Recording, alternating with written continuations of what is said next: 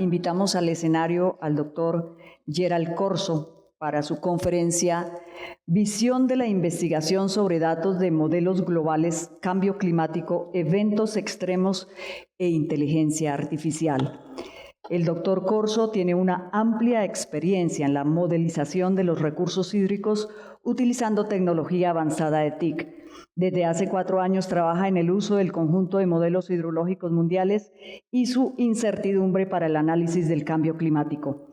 En 2012 ganó premio como joven científico de la Asociación Internacional de Ingeniería e Investigación Hidroambiental. Su trabajo cubre eventos naturales extremos como la investigación en la predicción y análisis de inundaciones y sequías mediante el desarrollo de tecnologías hidroinformáticas. En general, la inteligencia artificial, el aprendizaje de las máquinas y el reconocimiento de patrones se han aplicado en su tesis para resolver problemas en el área de los recursos hídricos.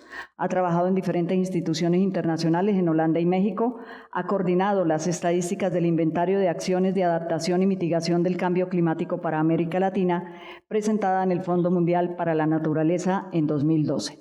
Bienvenido, doctor Corso. Muchas gracias. Muchas gracias por la invitación a este evento. A todo, pues a la Escuela Colombiana de Ingeniería por invitarme a participar de este proyecto tan interesante. Para esta presentación, de hecho, verán que el título es bastante general, como también estaba presentando Diego. Yo también voy a hablar un poquito más del contexto, de la complejidad de lo que hay alrededor de los sistemas hídricos. No voy a ahondar específicamente en los problemas de Chingaza, creo que van a haber presentaciones específicas detalladas, pero sí quería dar como una visión de experiencias que hay alrededor del mundo, algunas, y intentar mostrar un poco de estas ideas de empezar a pensar de los sistemas hídricos un poquito más allá de los conceptos tradicionales y empezar a buscar sistemas de optimización avanzados, lo que hoy en día todo el mundo está hablando, inteligencia artificial, y porque esto de alguna manera tiene relación con la presión que nos genera el cambio climático. Entonces, primero quería mencionar, obviamente, yo vengo, en este momento estoy trabajando en Holanda con el Instituto UNESCO IHE. IHE es un instituto que tiene ya fama mundial porque está buscando de alguna manera trabajar con una combinación entre educación alrededor del mundo, refuerzo institucional e investigación y en favor de esas metas de desarrollo sostenible. Tenemos una red de alumnos alrededor de todo el mundo y por ende probablemente es una de las razones por las cuales van a ver que muchas de las investigaciones o los datos que yo les voy a presentar son de diferentes sitios. Es importante mencionar que lo que yo voy a presentar ahora hay varias publicaciones, entonces si alguien quiere ir a fondo, hay datos y hay información donde puede ir en detalle. Una cosa importante, primero, arrancar dónde está el agua, qué es ese elemento de agua que tenemos.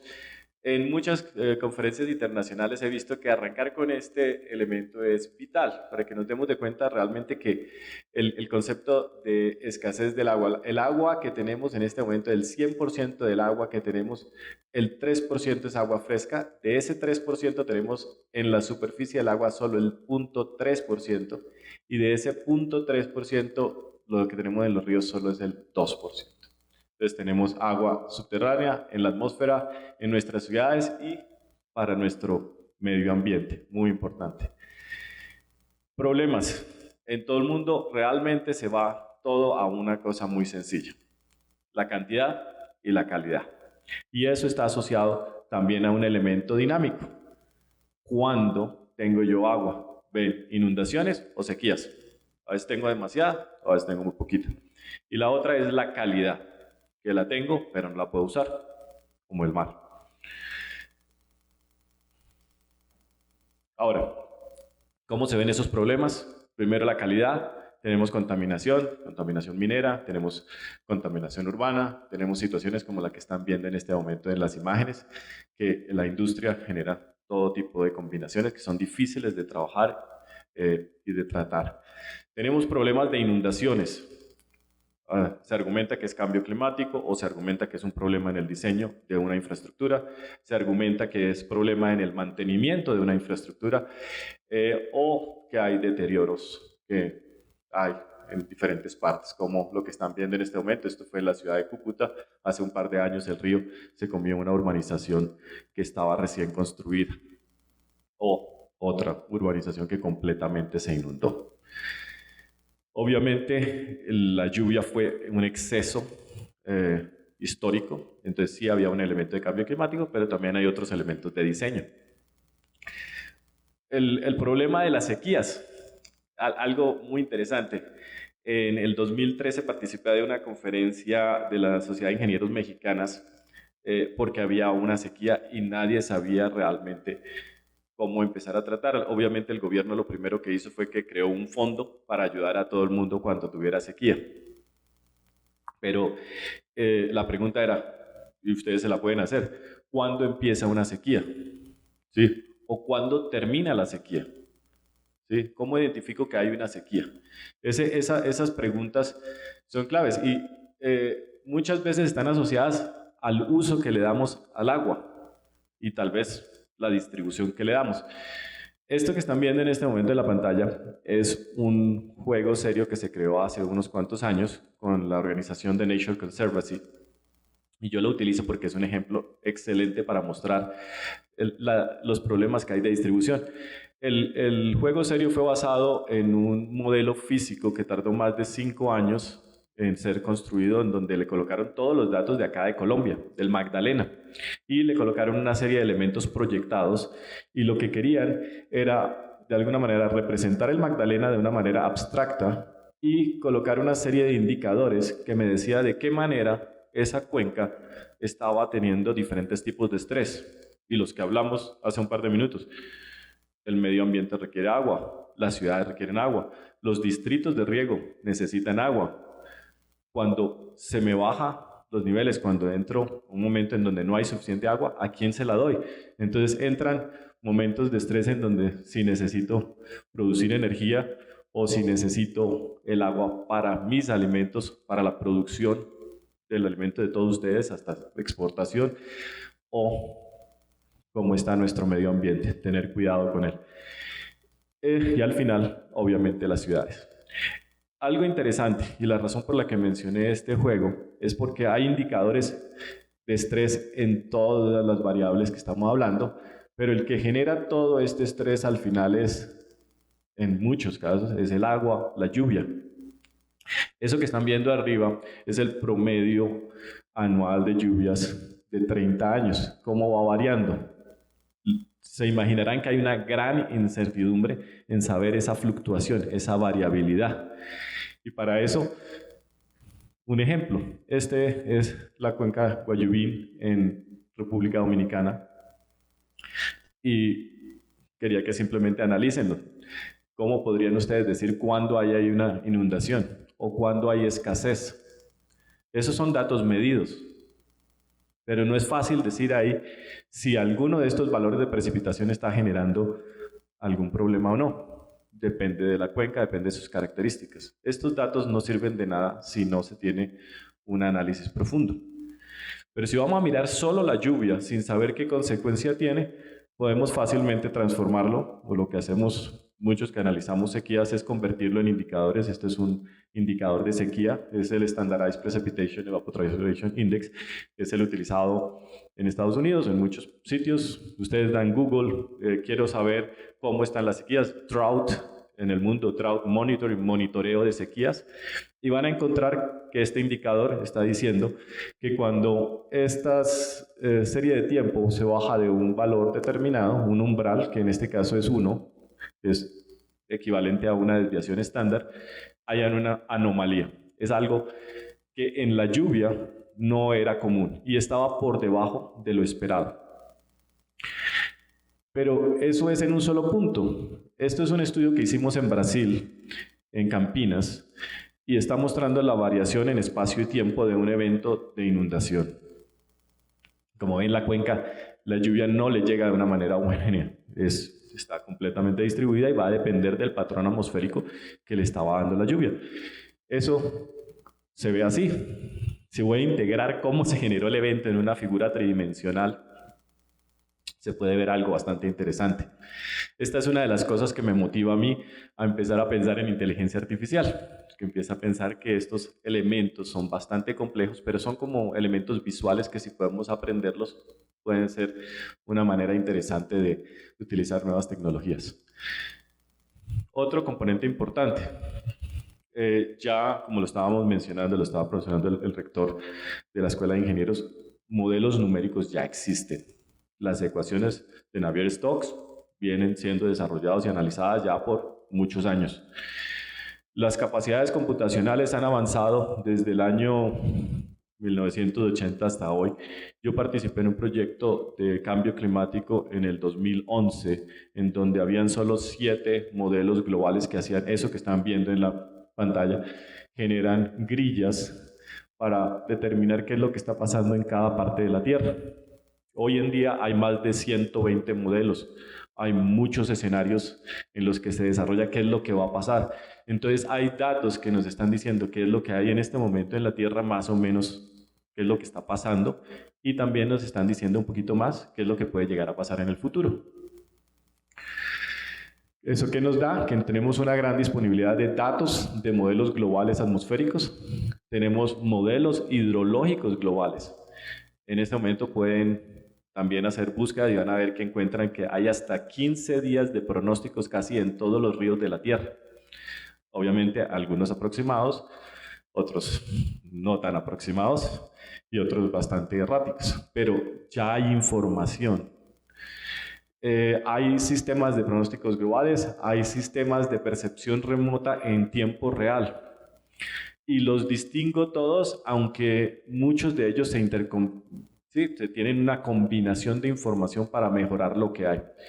Entonces, en términos de datos, para hacer estudios globales o para estudios de cambio climático, digamos que tenemos más o menos una buena información disponible. Cosas como lo que están viendo en la imagen, en la pantalla, eso del GPM, simplemente es un radar, identifica los espesores de las nubes y se puede hacer estimaciones de cuánto está lloviendo, y esto está disponible cada 6 horas a una resolución de casi 1 kilómetro por toda la Tierra. Se imaginarán que obviamente ya hay muchos años en que estamos recogiendo datos, estamos avanzando. Esos datos, si usted los integra, pues al final tiene sistemas como lo que están viendo en este momento, que ya integran todas las nubes y nos muestran qué está pasando. Esto que están viendo en este momento es un trabajo en el que estoy trabajando con un grupo de China. De hecho, el centro es la China y lo traigo a colación porque es muy similar al proyecto en este momento de Chingasa. Están mostrando ahí las trayectorias de los eventos que se están presentando en invierno y verano. Ellos también están muy interesados en saber de dónde viene esa agua, qué es lo que está pasando, cómo combinar la atmósfera con la hidrología actual, por qué tenemos esa estacionalidad, y esa estacionalidad al final de cuentas está relacionada con estos patrones atmosféricos. Cuando nos llega el agua es porque hay un patrón que me está arrastrando agua de algún otro lado, ¿cierto? Hay un fenómeno cíclico en la Tierra. Esto nos está mostrando los porcentajes de vientos que traían transporte de agua en el verano. Ellos tienen una estacionalidad dividida en 4 periodos: marzo a mayo, junio a agosto, septiembre a noviembre, diciembre a febrero. Si miramos eventos extremos, eso que están viendo han sido estimados, regiones estimadas con análisis de inteligencia artificial para ver cuáles son todas las trayectorias y todos los vientos que vienen en diferentes periodos del año. Y entonces para la parte de arriba es cómo se presentan en verano y cómo se presentan en invierno. Y ven que hay una gran diferencia en las características de estos eventos. En Latinoamérica, este es de Centroamérica y creo que de Sudamérica, y esto lo van a presentar más en detalle, creo que Gustavo y Karel les van a ir presentando un poquito más de información de cómo funciona. Pero lo que pueden ver ahí es básicamente que también hay unas vectores, y tal vez aquí se pueden ver mejor. Estos son campos vectoriales, y estos vectores que están viendo acá simplemente muestran trayectorias de viento que están arrastrando agua. Al final este puntito de acá es Chingasa. Si miran Sudamérica, así se ve y esto es lo que pasa. Lo que están viendo en la gráfica son un promedio de 20 años de datos de reanálisis. Datos de reanálisis son datos que han integrado información de mediciones en tierra de todo el planeta, obtenidos por la Asociación Meteorológica Mundial. Y si ustedes miran esos datos y los promedian en 20 años, van a encontrar situaciones como esta, que en promedio, en 20 años de datos de información, está pasando esto. Estas son las trayectorias que vienen y estas son las trayectorias que van. Y mire, marzo, abril, mayo, diciembre, enero y febrero. Otro caso, en septiembre, octubre y noviembre. Y junio, julio y agosto, que es errático. La complejidad empieza a ser más alta a medida que usted empieza a buscar más en detalle la información. Por ejemplo, si quieren mirar lo que mencionaba el rector era euleriano, se refiere a analizar por regiones. ¿Qué está pasando alrededor de una región? Lagrangiano se refiere a mirar a través de una trayectoria. Estas son trayectorias. Miren las trayectorias que están pasando. La estrellita es Chingaza. Ok. Además de esa información de datos, hay que ir más allá. ¿Qué estamos haciendo? Estamos viendo, por ejemplo, en el Mekong, estamos haciendo un proyecto en donde estábamos analizando de qué manera la información que se puede obtener de diferentes fuentes de datos de Internet directamente de los medios sociales, cómo podemos extraer información que nos diga en dónde o valide de qué manera están ocurriendo estos eventos. Intensidad, cómo la gente está representando eso. Son fuentes de datos bastante interesantes. Alrededor del mundo tenemos bases de datos de social media que son de WeChat, aquí es WhatsApp, Facebook, Instagram, LinkedIn, ResearchGate, todo tipo. Los mismos noticieros en el país están generando datos y datos que están dando validez a lo que está ocurriendo, contaminación, problemas ambientales, cómo la gente está viendo todo. Esa información nos sirve muchísimo para determinar de qué manera nuestros sistemas hidrológicos se están comportando, de qué manera los proyectos están dando información. Rápidamente voy a moverme a diferentes tipos de soluciones. Lo que van a ver en mi área, en lo que yo más trabajo, se llama hidroinformática. Trabajamos sistemas de modelación. Y hay una evolución también ahí, la modelación de sistemas físicos, y esto que están viendo es una imagen generada con el sistema de inteligencia artificial donde le dije de qué manera se podría ver una representación de modelación de un sistema. Y lo que tenemos es situaciones como estas de vientos y cómo ellas ahora se pueden representar. No sé si aquí me va a pasar el video o no. No sé si hay la posibilidad, Viviana, de darle... No, el anterior. Hay un video acá en este botoncito acá. De nosotros estar preparados, saber qué puede llegar a ocurrir. Este es un modelo de realidad virtual que me presenta el análisis, los resultados de una modelación en una ciudad en Holanda, que me mira qué es lo que va a ocurrir con diferentes periodos de retornos y de qué manera esos eventos me pueden estar inundando una calle, dando datos específicos de la profundidad, características, duración, etc. Y puedo en estos sistemas hacer análisis de diferentes características. Pero pasando de modelación, ya entramos a un área en donde, por ejemplo, con la Universidad de Nanyang en China, hace 3 semanas hablamos y ellos dijeron, mire, tenemos millones de datos. Tenemos sensores en todos nuestros sistemas agrícolas, sistemas de monitoreo hidrológico, tenemos todo tipo de información. Ahora estamos en la etapa en la que tenemos que empezar a entender esto. ¿Cómo está pasando? Esto que están viendo es un trabajo que hicimos de monitoreo de sequías, de análisis de sequías, y me pareció muy importante por lo que está pasando en este momento en la ciudad de Bogotá. Lo que se hace a nivel global de análisis de sequía es tomar una serie de tiempo, un análisis de qué manera el agua, dónde se comporta que es normal. No miremos las unidades porque en este momento estas unidades son de modelos globales, entonces hablan de kilogramos por metro y en realidad se lo pueden convertir a litros si quieren, haciendo la conversión por masa, pero en este caso, miremosla simplemente cómo está. La línea verde es el umbral que históricamente me dice que es normal en ese periodo. Son 365 días, entonces ven, de acá a acá está en días, ¿sí? Y aquí hay un poquito más de un año, ¿sí? Y la línea verde es una línea que va a ser cíclica. La azul es lo que se midió. Entonces, en el momento en que la línea azul esté por debajo de la línea verde, no había suficiente agua ese día. ¿Eso qué quiere decir? Que si yo le resto la verde menos la azul, me va a empezar a dar esta roja. Y estos son todos estos valores rojos. Es el déficit diario en un momento de sequía. Entonces, ¿cuándo empieza la sequía? Cuando históricamente el valor que tengo en el río es por debajo de lo que yo esperaba. En este caso es esta línea verde. Si hago eso, estos puntos rojos y los integros empiezan a acumular. Como pueden ver en esta línea punteada, en un momento dado se recupera. Pero se recupera es que no se ha recuperado el sistema.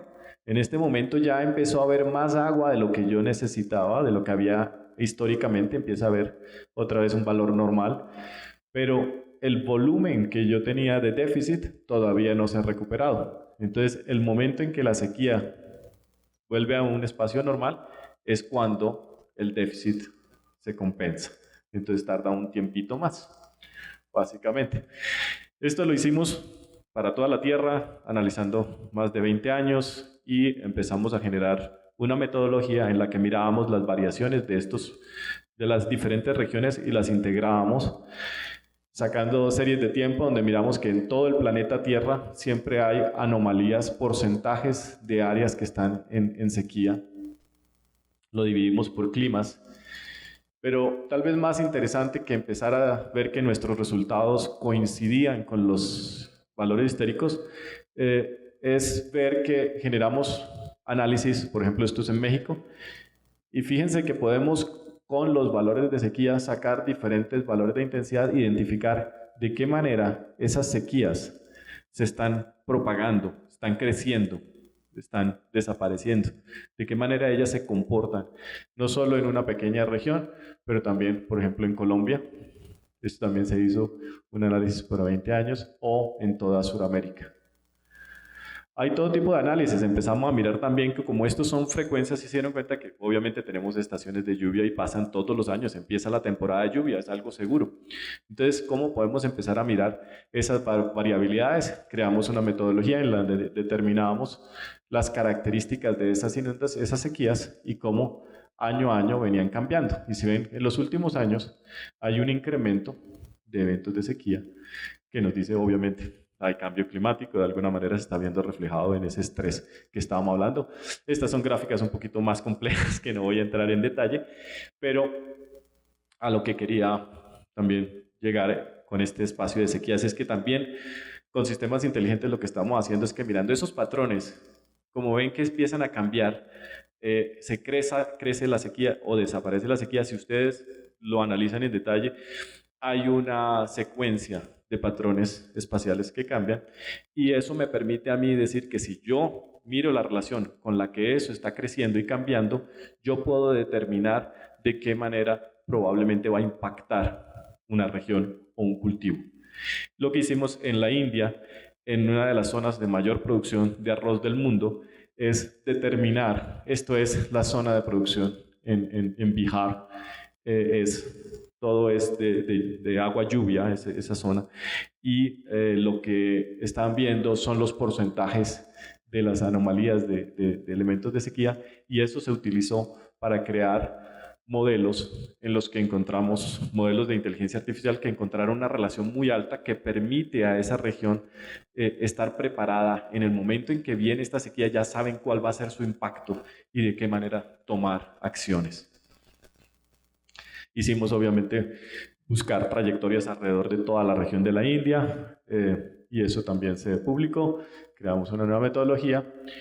Y por último, en esta visión quería tal vez mencionar algo interesante. Por aquí está en el auditorio Camilo.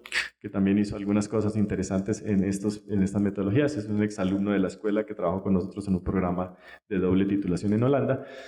Y él hizo unos estudios también en esta área. El concepto de esta área es lo siguiente. La mayoría de ustedes probablemente ya ha visto el ChatGPT, el famoso sistema de inteligencia artificial. Pues la idea es empezar a utilizar esa información con la que logramos obtener estos modelos. Y nosotros como ciudadanos estamos siendo influenciados por los medios digitales y nosotros también influenciamos esos medios con nuestras publicaciones. Entonces hay un ciclo. Pero algo que está pasando como ciudadanos, nosotros también estamos viendo los problemas y los estamos documentando, estamos viendo las posibles soluciones, las estamos documentando, estamos viendo cómo las decisiones se están haciendo y por último estamos viendo las consecuencias. Todo está ahí. Hay una gran cantidad de información. Si logramos de alguna manera representar esa información, ese sentimiento de todas esas decisiones, de lo que está ocurriendo alrededor del país, podemos llegar a algo como esto. Esto lo hizo Santiago Duarte, otro estudiante de la escuela. También él está haciendo en este momento el doctorado conmigo y estamos haciendo unos estudios tanto en el Magdalena como en Brasil, pero esto fue algo interesante, fue parte de una competencia nacional de inteligencia artificial y él creó este sistema que detecta sobre 20 periódicos del país, tomó 20 años de datos, identificó los nombres de los cuerpos de agua de todo el país y los relacionó con el sentimiento con el que las noticias estaban hablando. Sentimientos negativos, entonces van a ver positivo, no había información, neutral, que no era significativo, o negativo era que era bastante mal. Y lo que están viendo es obviamente todas las corrientes en el Magdalena y los sentimientos que él encontró de esos 20 sitios. Esto se encuentra disponible en este sitio web si quieren jugar con él. Lo validamos con Hidroituango y con la laguna de Fúquene. Es bastante interesante de encontrar y pueden jugar con esos datos si les parece algo interesante. Esto solo nos está dando un abrebocas de lo que podemos llegar. Por último, quería mostrarles un caso en Vietnam que recientemente estamos trabajando con una estudiante que se va a graduar en diciembre. Es un trabajo, y lo traje porque se parece, creo que tiene algo que ver con lo que estaba mencionando Diego, también otras áreas. Esto es de inundaciones en zonas urbanas. Y la idea es encontrar un sistema que me permite determinar las respuestas a sistemas de patrones atmosféricos, como los eventos de lluvia tienen patrones, ahora ya saben que en espacio y tiempo, cómo me llegan de un momento a otro a la ciudad. Cada uno de ellos tiene una respuesta diferente en el sistema de drenaje. Si yo empiezo a evaluar esas respuestas, entonces las rojitas son mucho más rápido, me llega muy rápido con una lluvia de cierta característica, las verdes son zonas que no van a llegar tan rápido, las amarillas puntos medios. Y si miran eso, esta es la distribución de las regiones en espacio y tiempo. Un evento, en cuánto tiempo va a tardar en llegarme allá, ¿sí? Y qué intensidad va a tener. Entonces, creamos mapas de respuestas con velocidades con diferentes patrones y lo que estamos haciendo es crear sistemas inteligentes que me miran esos patrones para determinarme en dónde va a ocurrir una inundación, cuánto tiempo va a tardar en llegar. Entonces, para concluir esta presentación, rápidamente, en este momento estamos integrando modelos de conceptos físicos de inteligencia artificial. Estamos empezando a utilizar nuevas fuentes de datos para complementar nuestros modelos, validarlos, integrarnos más con la sociedad. Y por último, estamos complementando también. Sabemos que los datos son una necesidad, son muy importantes para poder llegar a tener los modelos, pero no son una limitación en un momento dado para problemas grandes atmosféricos. Conclusiones. Aquí hay una lista de conclusiones en las que quería dar el mensaje de que yo estoy cubriendo un área muy pequeña. Realmente el mundo está avanzando bastante rápido. Todos los países están tomándose en este momento un espacio para llegar a adaptarse, a mitigar lo que está ocurriendo. Y creo que en este espacio quería dejarlos con un mensaje. Esto es un quote de Albert Einstein. Dice que no podemos resolver los problemas con las mismas teorías con las que nosotros los creamos. Muchas gracias.